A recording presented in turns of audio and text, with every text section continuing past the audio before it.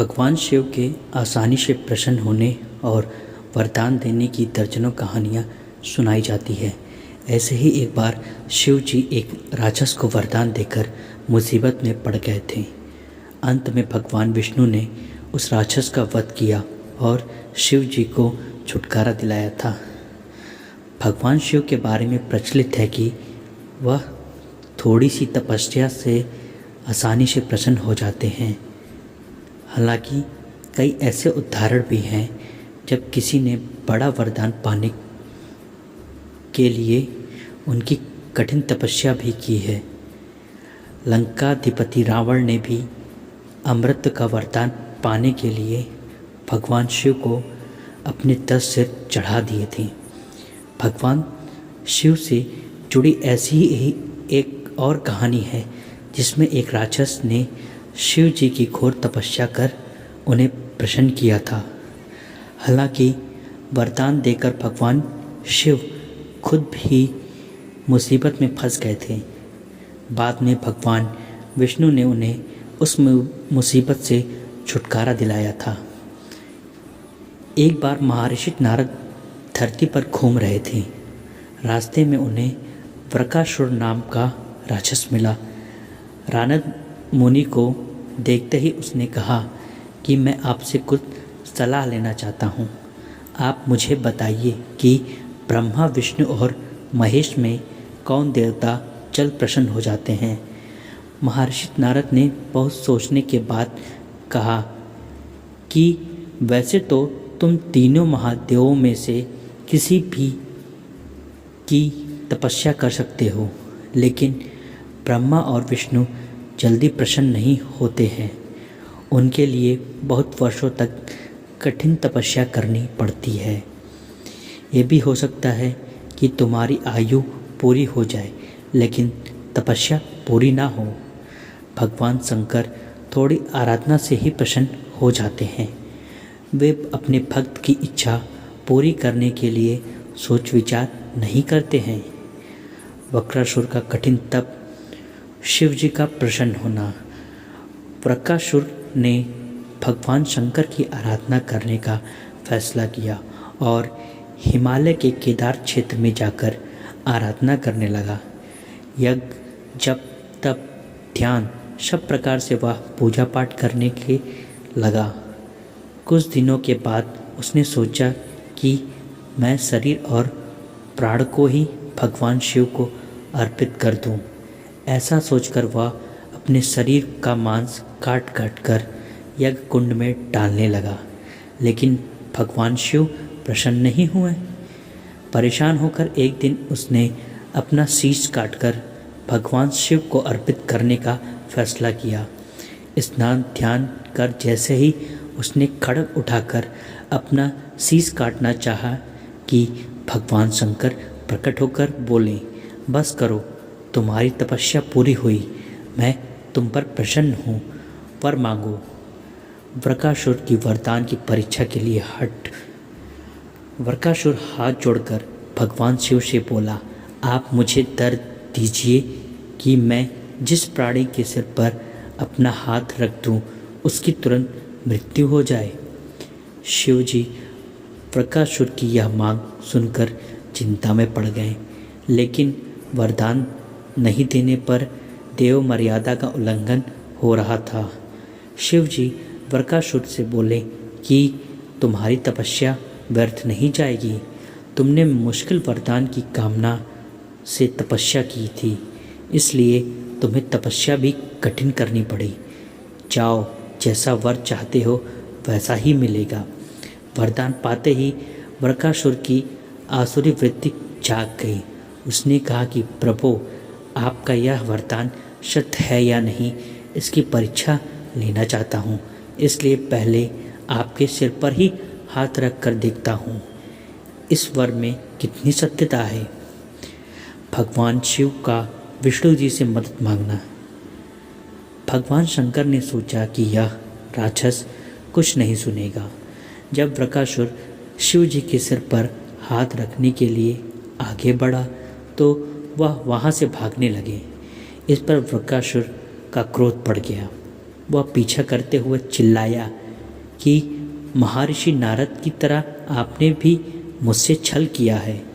वरदान की परीक्षा में डरकर क्यों भाग रहे हैं? शिव जी भूमंडल छोड़कर देवलोक तक भागते रहे और वृकासुर भी उनका पीछा करता रहा। अंत में भगवान शिव विष्णु लोक पहुँचे और विष्णु जी को अपनी परेशानी बताई। विष्णु जी ने हंसकर कहा कि कुछ भी हो, आपके वरदान की सत्यता तो सिद्ध करनी ही होगी। भगवान विष्णु ने यह योगमाया से एक वृद्ध तेजस्वी ब्रह्मचारी का स्वरूप बनाया और वृकासुर की ओर चल पड़े। भगवान विष्णु जी का शिव जी की बुराई करना। भगवान शिव को जब वृकासुर आता हुआ दिखाई दिया तो उन्होंने आगे बढ़कर उसे प्रणाम किया। उन्होंने वृकासुर से कहा कि असुरराज कहाँ भागे जा रहे हैं? लगता है कि आप बहुत थक गए हैं। शरीर को थोड़ा आराम दीजिए। आप इस सब प्रकार में समर्थ हैं, फिर भी मेरे योग्य कोई काम हो तो बताइए। अक्सर लोग अपने मित्रों और सहायकों से ही अपने काम पूरा करा लेते हैं। एक तेजस्वी ब्रह्मचारी की बातें सुनकर वृकासुर ने शिव जी के वरदान और उसकी परीक्षा की बात बताई।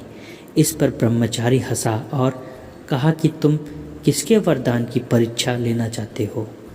शिव जी का तो अपना कोई घर ही नहीं है। वह खुद भूत प्रेतों के साथ घूमते रहते हैं।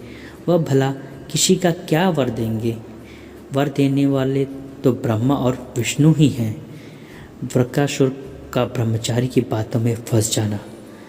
विष्णु जी ने वृकासुर से कहा कि तुम्हें वरदानी होना था तो ब्रह्मा या विष्णु की आराधना करनी चाहिए थी। शिव जी के पीछे बेकार दौड़ रहे हो। वरदान देने वाला तो खुद इतना शक्तिशाली होता है कि उसके वरदान का असर खुद उस पर नहीं हो सकता। उन्होंने तुम्हें झूठ मूठ का वरदान दिया है। तुम्हारी तपस्या बेकार चली गई। ब्रह्मचारी की बात सुनकर वृकासुर निराश हुआ। उसका मनोबल टूट गया। वह कहने लगा, मुझे तो देवर्षि नारद ने शिव की आराधना करने को कहा था। ब्रह्मचारी ने कहा कि तुमने नारद मुनि पर भरोसा कर लिया। वह तो ऐसे घुमक्कड़ साधु हैं जो सभी को उल्टी सलाह ही देते हैं। अगर तुम्हें मेरी बात पर भरोसा नहीं तो अपने सिर पर हाथ रखकर देख लो कि कैसे शिव ने तुम्हें झूठा वर देकर भगाया है। वृकासुर का भस्म होना और जीवन का सार। वृकासुर का मनोबल बुरी तरह टूट चुका था। उसे ब्रह्मचारी की बात पर भरोसा हो गया कि शिव जी ने भी उसके साथ छल कर झूठा वरदान दिया है। उसका विवेक नष्ट हो गया। उसने वरदान की सत्यता का परीक्षण करने के लिए अपना हाथ अपने ही सिर पर रख लिया। सिर पर हाथ रखते ही भयंकर अग्निपुंज प्रकट हुआ और वृकासुर उसमें भस्म हो गया। भगवान शिव, विष्णु जी और वृकासुर की इस कहानी में जीवन का अहम सार छुपा है। कहानी सीख देती है कि बिना सोचे विचारे किसी को कुछ देना और पाने वाले का कृतघ्न होकर दाता को ही संकट में डालना, ऐसा ही नतीजा होता है। कृतघ्नता के उन्माद में बुद्धि विवेक नष्ट हो जाता है और उपलब्धि ही विनाश का कारण बन जाता है। महाकाल शिव की महिमा अपरंपार है। उन्हें प्रसन्न के लिए किसी खास प्रयास या पूजा पाठ की जरूरत नहीं होती, बल्कि सच्ची श्रद्धा और पूरे मन से किया गया प्रयास आपको भोलेनाथ की कृपा का पात्र बना सकता है। शायद यही वजह है कि अपने भक्तों के लिए महाकाल ने काल तक को भस्म कर दिया था। ऐसे ही एक कथा मिलती है हमारे धार्मिक ग्रंथों में, जिसे हम आपके साथ साझा करना चाहते हैं। मान्यता है कि भक्तों का चरित्र पढ़ने और सुनने से भोलेनाथ की असीम कृपा और पुण्य की प्राप्ति होती है। भक्त के प्रति महाकाल की अगाध आस्था की जिस कहानी का हम जिक्र कर रहे हैं वह स्वयं भगवान कार्तिकेय ने संतों को सुनाई थी। उनके अनुसार राजा श्वेत केतु, जो कि भोलेनाथ के परम भक्त थे, उन्होंने काल को भी जीत लिया था। राजा श्वेत केतु सदाचारी, सत्यवादी, धर्म के मार्ग पर चलने वाले सूरवीर और प्रज्ञा पालक थे।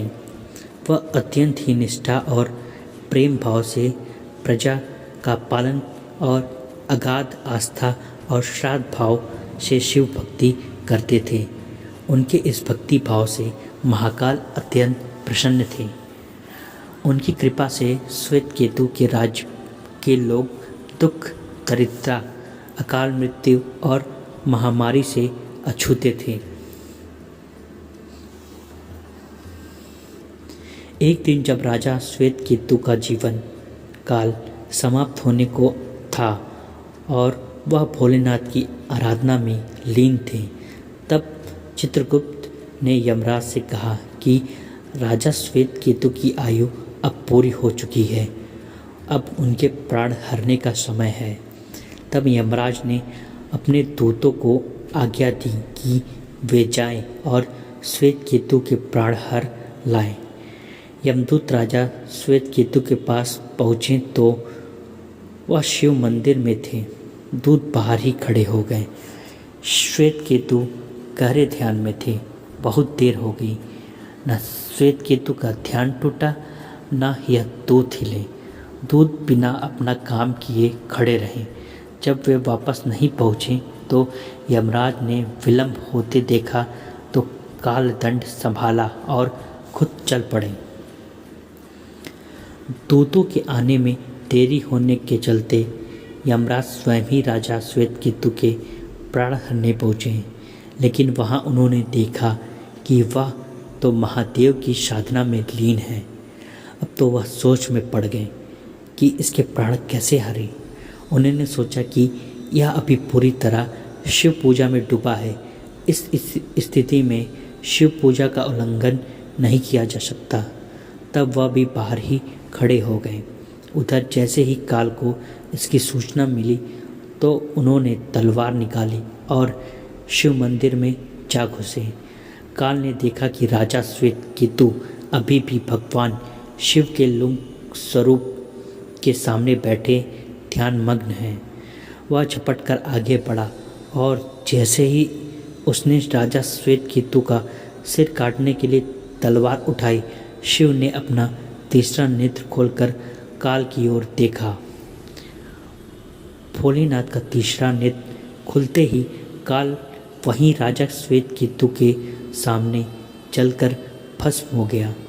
थोड़ी देर बाद जब राजा श्वेत केतु का ध्यान टूटा, उन्होंने अपनी आंखें खोली तो राख में बदल चुके काल को देखा। उन्हें चिंता हुई कि यह कौन है और क्या है। श्वेत केतु ने भगवान शिव से पूछा, हे भोलेनाथ, ये किसकी राख है? इसे किसने और क्यों जलाया? तब भोलेनाथ ने बताया, यह काल था जो कि तुम्हारे प्राण हरने आया था। राजा श्वेत केतु ने कहा कि हे महाकाल, यह तो आपकी ही आज्ञा से तीनों लोक में विचरता है, लोक का नियंत्रण में रखता है। इसी के भय से तो लोग पुण्य कार्य करते हैं। आप इन्हें अतिशीघ्र जीवन दान दे दें। शिव जी की कृपा से काल जी उठा। उसने उठते ही श्वेत केतु को अपने गले से लगाकर बोला, राजा, तुम जैसा तो तीनों लोक में कोई नहीं है। तुमने तो अजय काल को भी जीत लिया।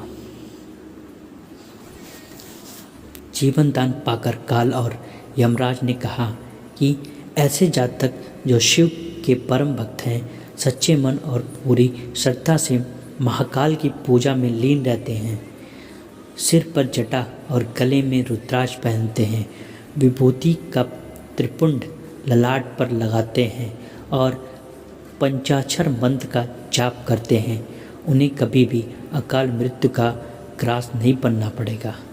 कथा के अनुसार इस आशीर्वाद के बाद श्वेतकेतु ने लंबे समय तक राज किया और फिर महाकाल की कृपा पाकर उनमें ही विलीन हो गए।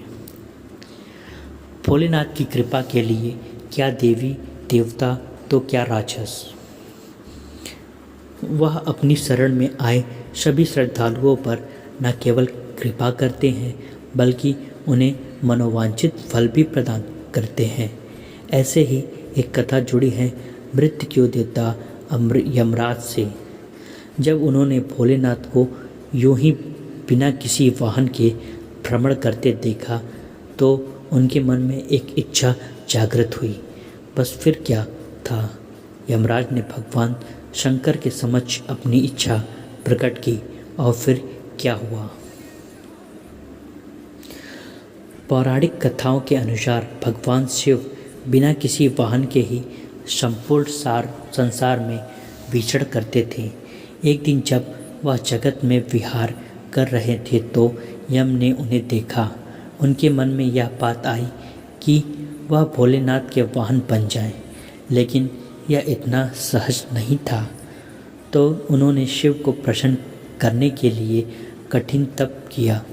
यम के तप से शिव शंभु प्रसन्न हुए और उन्होंने यम को बैल रूप में अपना वाहन बनाना स्वीकार किया।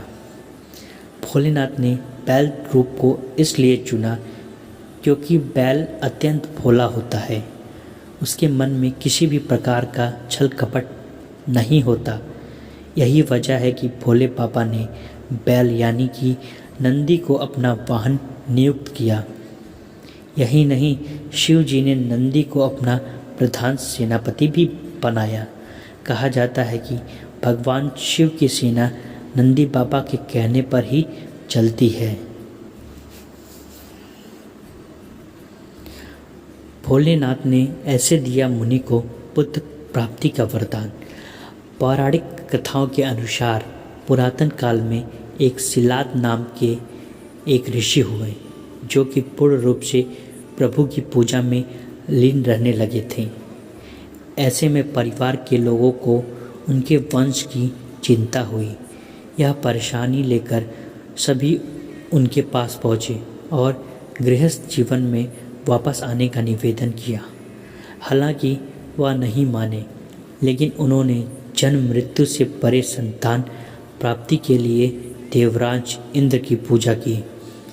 इंद्र प्रसन्न हुए तो, लेकिन ऐसी संतान का आशीर्वाद देने में असमर्थता जाहिर की।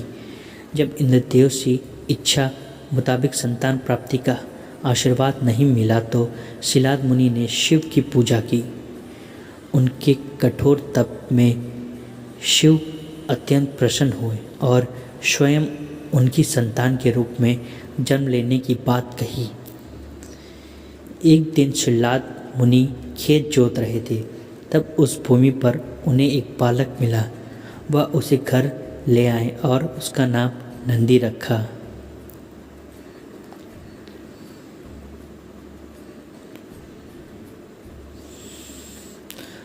भोलेनाथ तो बस श्रद्धा और विश्वास देखते हैं। भोले की कृपा के लिए क्या देवी देवता तो क्या राक्षस।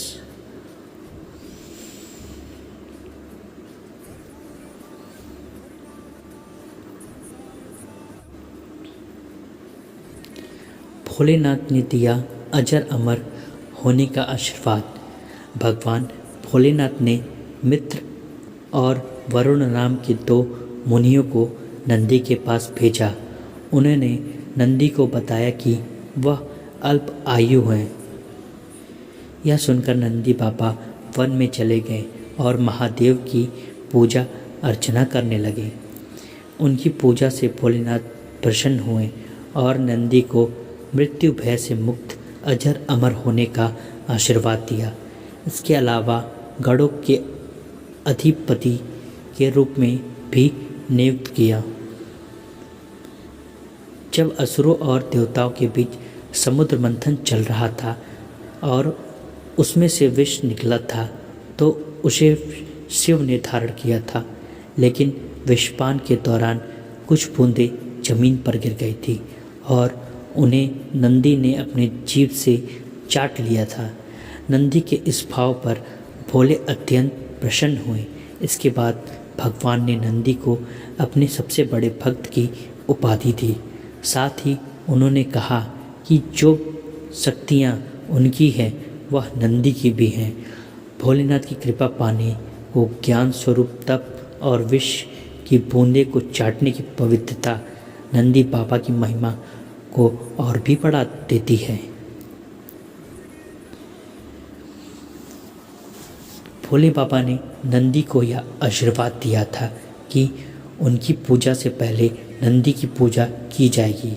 यही वजह है कि हर शिवालय में नंदी बाबा की मूर्ति जरूर होती है। यही नहीं, यह भी मान्यता है यदि आपको भोलेनाथ से कुछ मांगना है और अपने नंदी बाबा के कानों में सच्ची श्रद्धा, पवित्रता और अटूट निष्ठा से अपनी बात कह दी तो वह भोलेनाथ तक जरूर अर्जी पहुंचा देते हैं। यही नहीं, शिव जी भी मुराद पूरी कर देते हैं।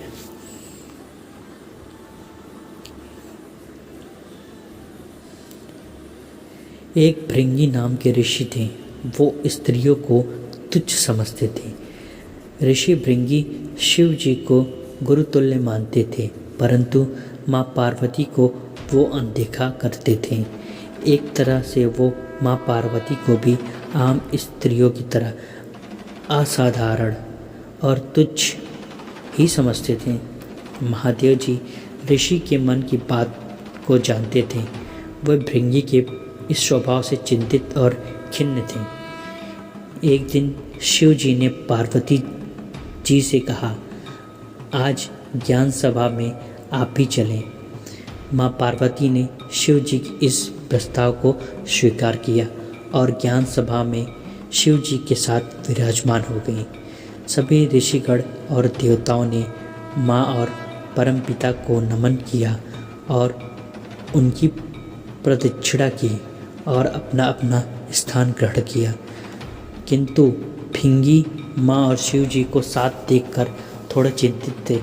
उन्हें समझ नहीं आ रहा था कि वो शिव जी की प्रदक्षिणा कैसे करें। बहुत सोचने विचारने के बाद भृंगी ने महादेव जी से कहा कि वो पृथक खड़े हो जाएं। भृंगी के मन की बात शिव तो जानते ही थे। एक क्षण के लिए उन्होंने माँ पार्वती की तरफ देखा। माता ने उनके मन की बात पढ़ ली और शिव जी के आधे अंग से जुड़ गई और अर्ध नारी स्वरूप में विराजमान हो गई। अब तो भृंगी और परेशान, ऐसे में महादेव की प्रदक्षिणा कैसे करें।